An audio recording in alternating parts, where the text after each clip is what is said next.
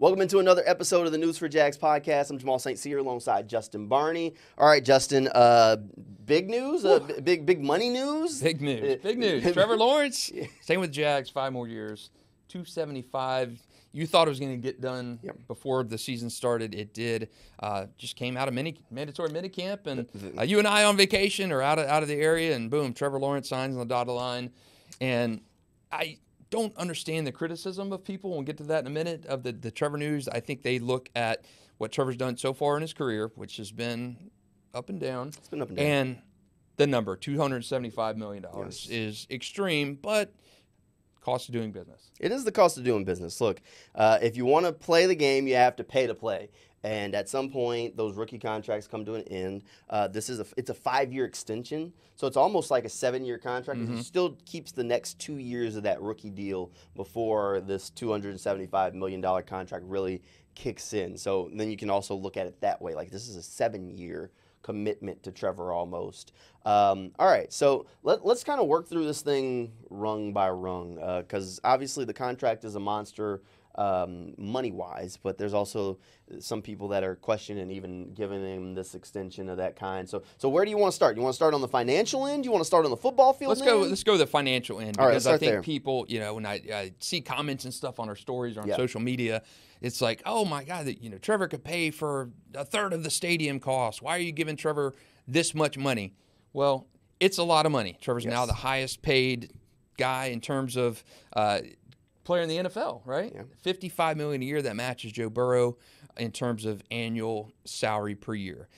It's a lot of money. Yes, it's a lot of money. Patrick Mahomes got $500 million over 10 years, and when Patrick Mahomes is getting that much, he kind of set the way for that. But Patrick Mahomes is going to become the highest paid player in the NFL when he and the Chiefs go back to renegotiate and stuff. So, yes, $275 million for any player in any sport.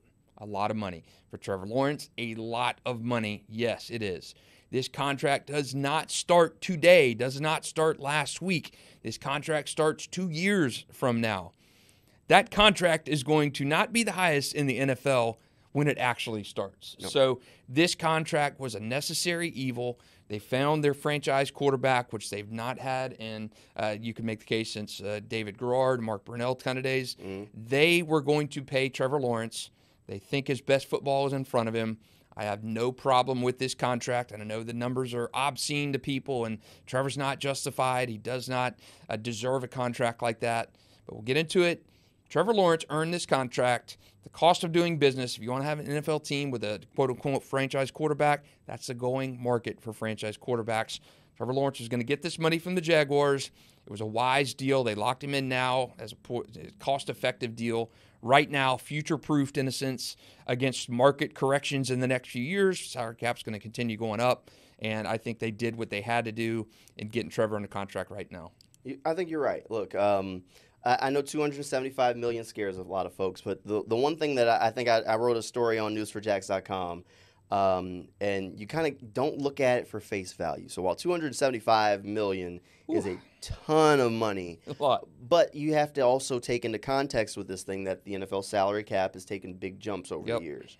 So when you start looking at those NFL quarterback contracts, you got to look at them as percentage of the salary cap, percentage of the whole for what they are. And while Trevor's being compared to Joe Burrow, that's not really apples to apples because the NFL salary cap has taken that big jump forward. So really, Trevor Lawrence's contract does say that he is one of the highest paid players in the NFL. But based on the day he signed it, his contract is more similar to what Dak Prescott got a few years back than it is to Joe Burrow, than it is to Patrick Mahomes, than it is to Lamar Jackson, any of those deals. Justin Herbert got more than him percentage-wise of the cap when they did that deal. And when Dak Prescott got his contract extension with the Cowboys, that was seen as a relatively reasonable deal. And Dak has put up some numbers for the Cowboys. He's also had some fantastic supporting casts around him. I mean, at the time, he had one of the best offensive lines in the NFL and had it for a while. So I challenge everybody to not just look at it and say, oh, this is a huge contract. Look at the context. Go in and say, all right, well, the salary cap has gone up. What's the percentage that this deal takes up of the salary cap? Because the cost of players has gone up each year for different positions. So while 270, again, he's the highest paid quarterback in the NFL right now. Right. Keep in mind, Jordan Love is getting ready to get a contract. Tua Tagovailoa is looking for a contract.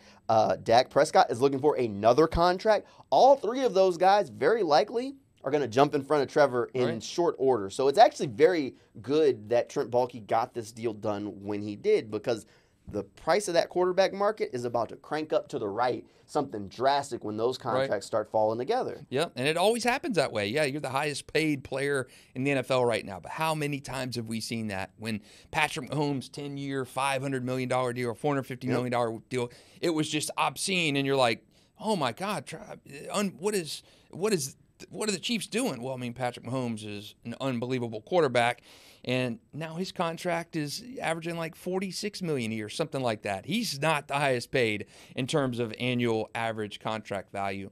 And you look at Trevor's numbers and compared to Joe Burrow. What Joe Burrow's contract did, it tore up that final year of that fifth-year option or whatever, the guaranteed. So Joe Burrow's contract started basically a year out. Trevor starts 2 years out right now. So, Joe did not have to play into that fifth-year option. Trevor's going to have to play under his fifth-year option, which is still a pretty healthy amount.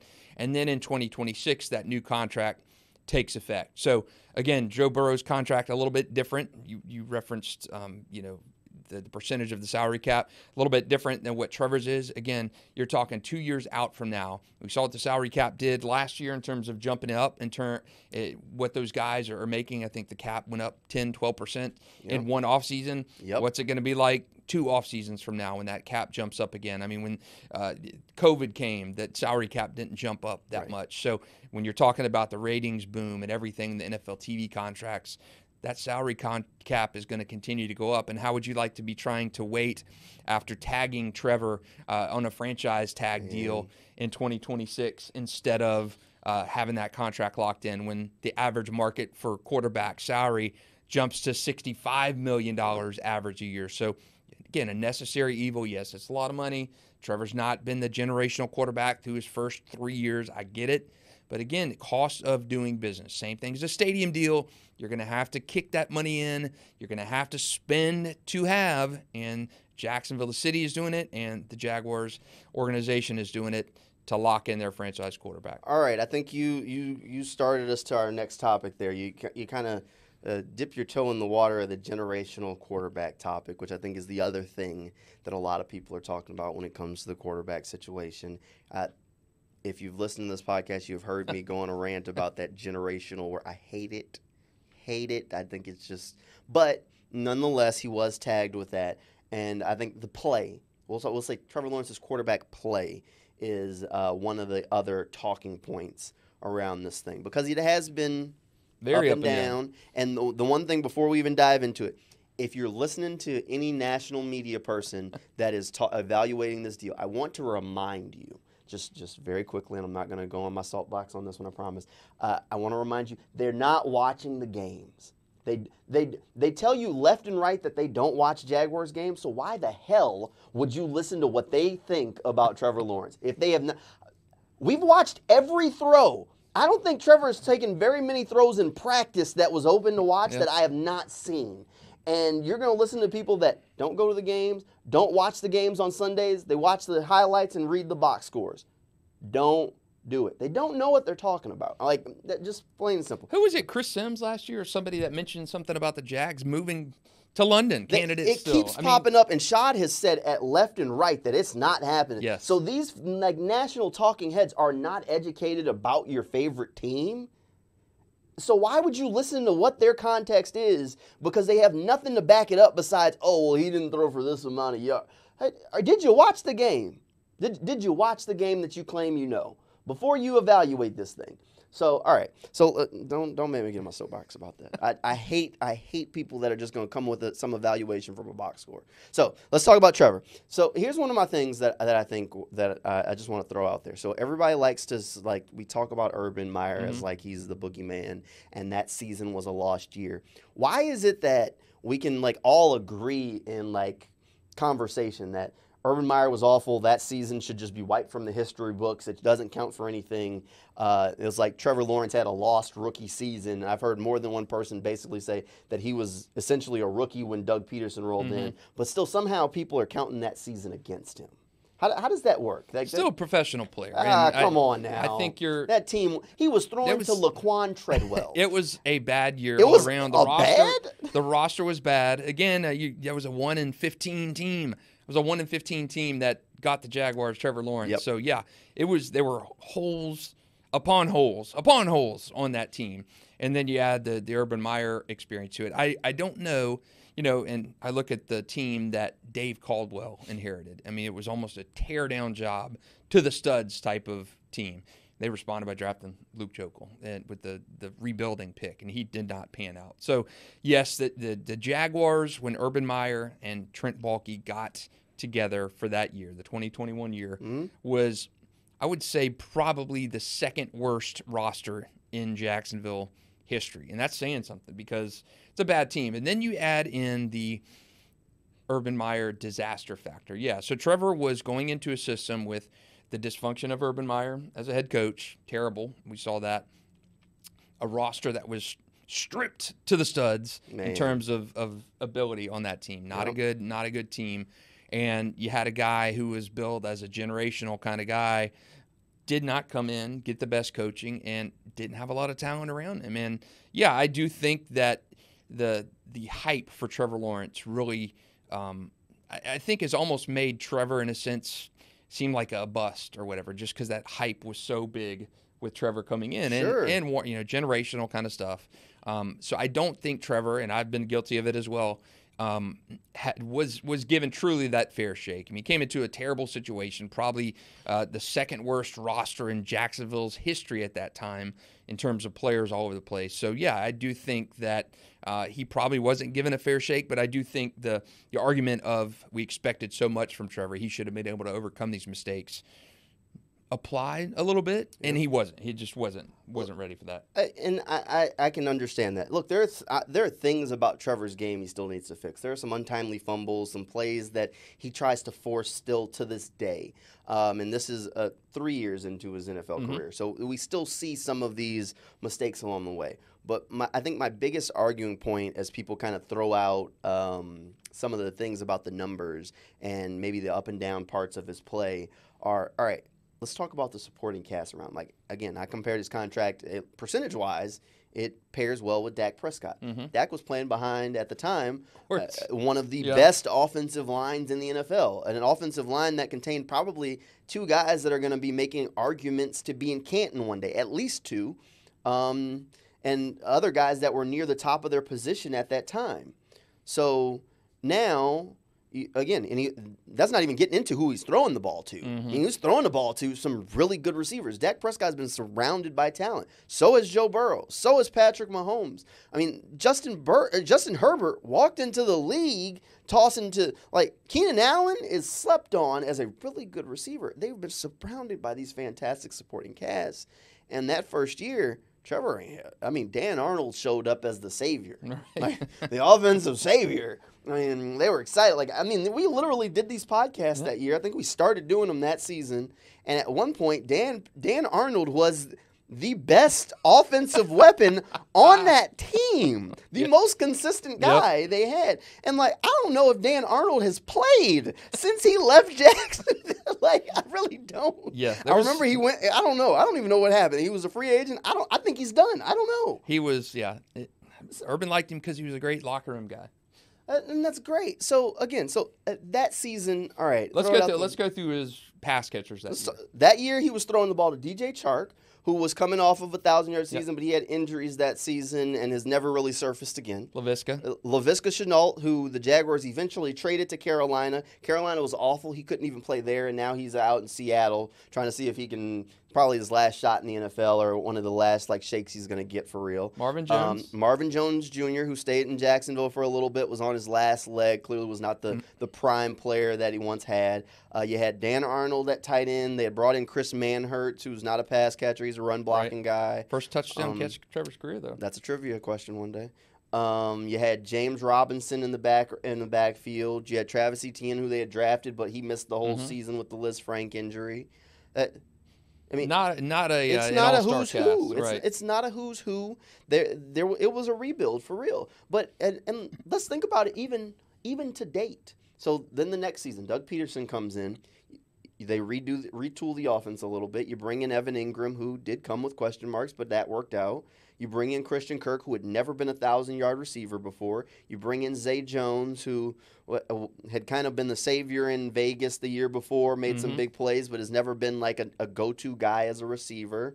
And you kept Marvin Jones. So, again, and what does Trevor Lawrence do with that group? Zay Jones and Christian Kirk and Evan Ingram all have best seasons of their career with 16. And then the year later, they retool it a little bit again. So then you have Zay Jones, but he's injured most of the season, misses almost the whole year, dealing with that leg injury.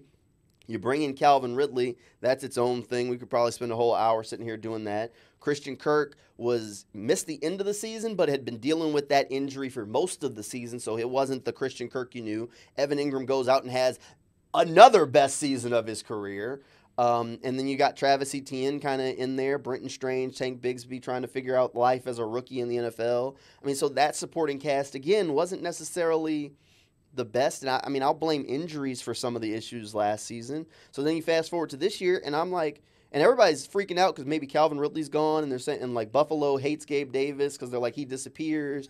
But I look at this supporting cast that he has this season, and I'm like, this is the best it's been. It is. I mean, I really think this is the best supporting cast that he's had if they can stay healthy.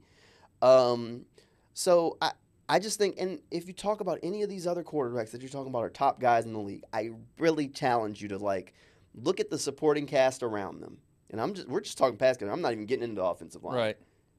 And say, okay, who would you trade? Who has done more with less? And I can only come up with two quarterbacks. All right. Go ahead. Lamar Jackson, C.J. Stroud. Yeah. Those are only two quarterbacks that I can come up with that have done more with less. And C.J. just did it one season as a rookie. Who knows if he can maintain? I think the expectation is that he will. But Baltimore did a terrible job of surrounding Lamar. Right. But outside of that, I mean, Joe Burrow's throwing the ball to Jamar Chase. Yeah. Like, Justin Herbert's throwing to Keenan Allen and Mike Williams. Right. Plus Austin Eckler, who's a fantastic receiver. Don't let me start. Patrick Mahomes throwing. It's a connection between Hall of Famers. Travis Kelce's going to go down as one of the best tight ends to ever play. Plus, oh, by the way, when he first started, he also had Tyreek Hill, who pretty good. Decent. Tua's about to get a big contract. He's throwing the ball to Tyreek and Jalen Waddle. I mean, these guys are surrounded by like a who's who of players. I mean, think about them. I always think like Aaron Rodgers. Like, so in Green Bay, there were a couple of years where he was dealing with injuries, and there were injuries around him. People were like, can Aaron Rodgers still do it? And then even before he left Green Bay, he would go on, and like the light would come on, everybody was healthy, and boom, there it is. He's right back in the MVP conversation. That stuff matters. Yeah. I mean, the supporting cast around you matters. And even Aaron Rodgers was throwing to Devontae Adams, and it was like a running gag that Green Bay wouldn't use a first-round pick on a receiver for him. Yeah, Trevor's had some dogs. I mean, there is no denying that. And I think the bar coming out of college was so high for Trevor that he was going to he was anointed already out of Clemson. I mean, it was he was the next guy, the next Andrew Luck, the next Peyton Manning. And I reminded people in stories over the years that Peyton Manning was terrible in his first 3 years of his career. He was not good. He was a turnover machine. He threw passes that you said, this guy's got no idea what he was doing. And again, at Peyton Manning, in my career as covering sports, I think of NFL draft. You think of, to me, Peyton Manning, Michael Vick, Andrew Luck are the three quarterbacks who have come out where you said, these guys are foundational pieces who could revolutionize the game. And it wasn't easy. I mean, those guys did not walk into situations that were set up for immediate success. And, I mean, Michael Vick was a freak. Andrew Luck was unbelievable. And he took over for Peyton at the end of Peyton's career in Indy. So you walked into situations that were, again, not as bad as Jacksonville's, but not situations where them Colts teams that Peyton Manning walked into were pretty bad. They were pretty bad. That was a pretty bad organization at the time. But I do think, Peyton having that elite Manning, blue blood in him. There was the impetus for Peyton was this guy is not just a number one overall pick. He is a foundational player. I mean, Michael Vick's skill set was so unique, just unbelievable. Different. I mean, he was.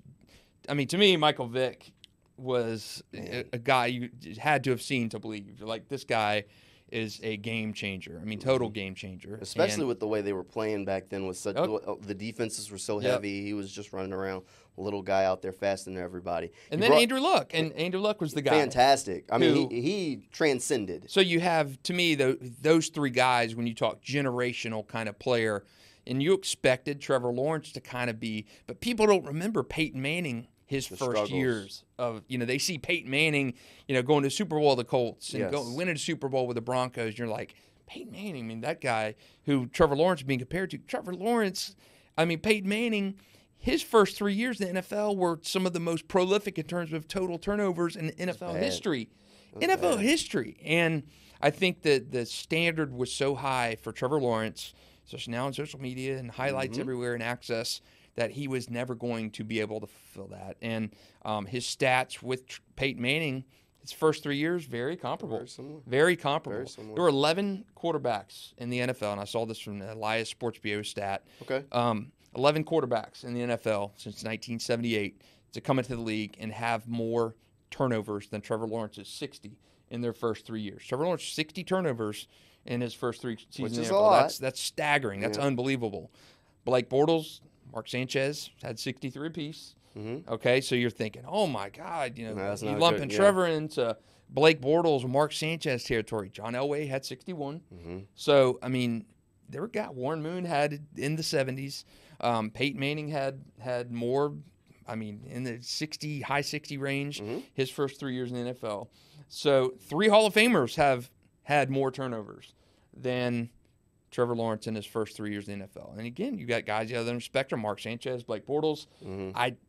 Trevor is not, and I know I think Mark Long threw that, the AP threw that stat out there, that he has comparable numbers to Blake Bortles. And Jaguars fans are like, oh my God, this guy's second coming of Blake Bortles. Right. He's not Blake Bortles 2.0. He's not. No, it's Trevor's lot, Blake 2.0. It's different. You throw out Peyton Manning. So in Peyton Manning's peak days in Indy, let's talk about the supporting cast. Jeff Saturday on the offensive line. Hall of Famer. Dallas Clark. Does Dallas Clark have a jacket? I don't know if he's. I don't know if he does, but he's on the brink. I know Reggie Wayne, Marvin Harrison. I mean, Edgerrin James. Edge is a Hall of Famer. Marvin Harrison's a Hall of Famer. Did Reggie Wayne get in?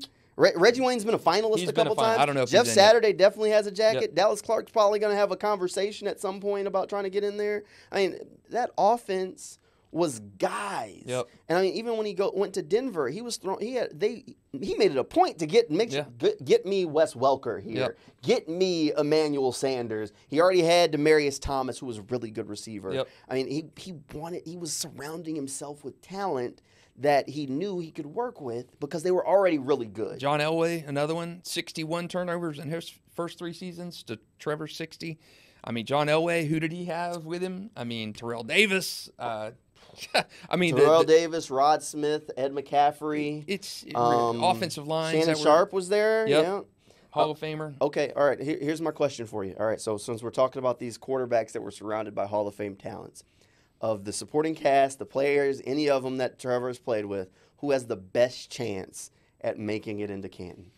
Best chance out of any player offensively Trevor's played with since he's been in the league. He left before Trevor. Calais Campbell, maybe? Offense. Got to be on offense. Got to be on offense. Come on now. Got to be on offense. Best chance. Tony Baselli, right?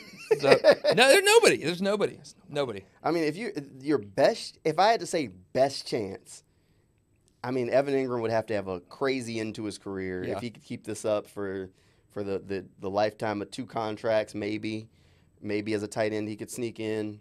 But no chance. It's probably not going to happen. I know, and I know you're just grasping at. I'm grasping at stuff. I was using that as to show, like, as we start talking about, like, we're already, like, I'm saying Patrick Mahomes played with 2 guys that are going to be in the Hall of Fame. Because Tyreek Hill's going to be there. Travis Kelce is going to be there. Right. He was throwing the ball to both of them at one point. Jamal Taylor. And that's my point. Like, Jamar Chase is already on track where a couple more really good seasons, you're like, oh, he's going to be in the Hall. I mean, you love to throw out Kirk Cousins. You love to throw. He was just throwing to a guy. Justin Jefferson, if he hung it up right now, is probably going into the Hall of Fame. And he hasn't even been in the league that long. Like, just for what he's done in such a short span, he'd probably get some strong consideration. So you got to think at some point he's probably getting a jacket. He was throwing the ball at that guy. I mean, so it's those sorts of things that matters. Like, we like Christian Kirk here. Yeah. I think we like Christian Kirk. Right. I mean, but again, there's a different level of, all right, really good player, Pro Bowl player, Hall of Fame guy catching the ball, and then we start talking about some of these quarterbacks that people are like, oh, well, this guy, all right, well, keep in mind, he was throwing the ball to two guys that probably would have been pretty good with any quarterback. Right. Yeah, and I think the Trevor argument comes down to a couple things. I mentioned the generational moniker that was applied to Trevor going throughout his time at Clemson and to the draft. Generational moniker, compared to Peyton Manning, you're compared to guys like that who have come into the league through high prestige college careers, Andrew Luck, and you have that status. You're on that ledge, and you come in and you have an unbelievable, terrible rookie year with Urban Meyer. The fact that you play in small market Jacksonville, which has always chafed the national media, yes, and then you've kind of just had an average start to your career. And you have the turnovers, the 60 turnovers in 3 seasons. You had an unbelievable playoff win against the Chargers. But yes, I do think that the hype of Trevor has not matched the production, and I think that's hurt him in that. But I do think when you have looked for a franchise quarterback, as long as Jacksonville's looked for one, and you find a guy who has shown those glimpses of potential, you've got a guy in your room, in the city, that's a beloved guy already. Yep. The naysayers are going to be the naysayers, and you can build on that. You're paying Trevor for his future service, not what he's done so far, and the future is bright. I'd rather have Trevor Lawrence in this huddle than any other guy, maybe not Brock Purdy, from that 21 draft. Again, I mean, everybody else in that 21 draft has been terrible. Yeah. I mean, Brock Purdy, obviously you've seen what he's done, but again, we talked about this last episode. Brock Purdy, trains in Jacksonville, so Jacksonville is in him. Right? Yeah, so when you're handing the ball off to Christian McCaffrey, when you're Same throwing thing. the ball to Debo, when you've got an Eric Armstead on defense, I mean, when you've got a Bosa on defense, I mean, the situations in a Brock Purdy and a Trevor Lawrence, not even an iota close to comparable. They're both NFL teams, and that's about it. I mean, San Francisco's roster structure is just otherworldly. I think compared we to saw that Jacksonville. when they played the Jaguars last year. I think we saw that. All right, so let's wrap up this episode with a couple of quick questions. I got a couple of them, and then we'll wrap them up. So I know what my answer is for this one. Have we seen Trevor Lawrence play his best football yet? What do you think? Absolutely not. Absolutely not. Absolutely 100% not. agreement there. That one's. I think that's easy, which is another reason why you do this deal. All right, second question. This one is maybe a little bit more projection-wise, and maybe at least a little bit more challenge. Do you think that before Trevor Lawrence hangs up the cleats, he wins an MVP trophy? No. I don't think he's that. I don't think he's there yet. Not until, they get him a better supporting cast. Yeah. I think you've got to have a blue blood receiver. Can Brian Thomas be that blue blood? Don't know. We'll see. I think you've got to have an elite offensive line. I think you've got to have an elite receiver to do that, and Trevor's got none of those right now. I think it's always going to be really hard. The one thing that he's going to have to fight, and it's never fun to say, is being in the Jacksonville market. Yeah, You kind of like I said it about the national media, they don't watch the Jaguars like that. He would have to truly transcend to outbid, and we've seen this with other players. I mean, in the height of Drew Brees' era, when he was fighting to kind of get that relevancy from small market New Orleans, it's very comparable. And being an to undersized that. player, I mean, Drew Brees was not a prototypical NFL quarterback. No. He was a small guy, and not in a big market at all. I mean, and that's hard. Yeah, that is really hard because when you think about these MVP awards, it is a national award, voted on by national pundits. So you have to find a way to get in front of them, and for that to happen, Trevor would have to truly transcend. The Jaguars would have to be having a fantastic season. It'll definitely be hard. He did get an MVP vote. He got a vote. Who gave him the vote? During that magical 22 season. He got a vote. But one vote, he'll get MVP votes, but he'll not. Votes. I mean, think of how tough it is to win. How many good quarterbacks there are. I mean, Lamar, Josh Allen, Joe Burrow. I mean, some of them will probably retire before Trevor. Because keep in mind, Trevor is younger than all the names you're rattling off. So that's why I said at any time before he hangs it up. I don't. Keep in mind, like Joe is a year before Trevor, but Joe's knocking on the door at 30. He ain't that far off. Trevor's 24. Michael Penix Jr. was just drafted in the top 10 and is older than Trevor Lawrence. Never played a down of football. So if you're worried about the contract, just think you could be the Falcons with Michael Penix Jr. How about that? And Kirk Cousins as well. And Kirk Cousins. That's going to be a fun quarterback room this year, I'm sure. A Kirk Cousins that they tampered to get. Yes. That they tampered to get and then used the top 10 draft pick to draft his replacement. And I read something this morning on ESPN, kind of the round table of how first-round picks have looked in camp, and Penix has looked extremely overwhelmed. He may be QB3 this year in Atlanta. So, man, let me go ahead and tell you, if he ends up as Arthur Blank going to be rolling some head because you tampered to get Kirk Cousins, so the NFL just took a draft pick away from him for that. You're paying this dude big money, and then you turned around after tampering, paying big old contract to use a top 10 pick on a quarterback that is older than a quarterback that's been in the league for 3 years. And I like Michael Penix Jr. I think he could be good. I didn't think he was a top 10 quarterback. Man, not 8. My goodness. Not 8. So we'll see. I mean, I guess at the very least, they weren't planning on him playing this year, so maybe that's good in a way. But that quarterback room in Atlanta. So it could be worse. It could be worse. You could be paying a guy and then drafting a guy, and then the guy you drafted looked awful. So and that's the game. That's the other end of it. And I don't think we really touched on it. I don't think we really have to. If you moved on from Trevor, like where do you go? The option, and that's true. I mean, and I got into this argument the other day with somebody. Why do you pay Trevor Lawrence that much? That's ridiculous. What are your options? You don't have them. I mean, is it Mac Jones? I mean, realistically, what do you do after? Okay, you got 2 more years of Trevor cost controlled, and what are your options? You'd be restarting. You start back over with a quarterback. Unproven quarterback from the draft. I mean, look at that 21 draft who came out with Trevor in that first round. Justin Fields, already gone, out of there. Zach Wilson, you've seen what's happened to him. Ooh. Mac Jones is in Jacksonville with Trevor. Yep. I mean, you don't have terrible. Finding a quarterback is very hard, and if they restart, just so you know, Trent and Doug wouldn't be here because they wouldn't be able to keep their jobs. I mean, Trent told us the last time that they picked #1 overall that this will be the last time I do this. Yes. If we're picking #1 overall next year, somebody other than me is making that pick. Right. So, I mean, those are things that all go into this thing of, all right, well, if you're going to hit that reset button, you let this guy leave, who's the quarterback going to be and who's going to be coaching him? Because it's probably not me, because would Doug be able to win enough games until they find the next guy? Probably not. It'd be really hard to do. And people in Jacksonville are so sick of, here we go again. Yeah. Who are we starting here again? The last thing that you want to try and sell to Jags fans is another rebuild. The last thing that they want, especially when you're trying to get a new stadium, like when the bright, shiny new stadium is built, you'd like to think they're going to put a really good team on the field for that first game. You would hope so. You would hope so. And now you know Trevor's going to be here to play in it. Yep. So at the very least, you know you're going to have a quarterback. And by 2028, that quarterback contract that Trevor signs is going to look like a value. It will look like a value. It definitely will. All right, hey, thanks for hanging out with us here in the News4JAGs podcast. We'll see you next time.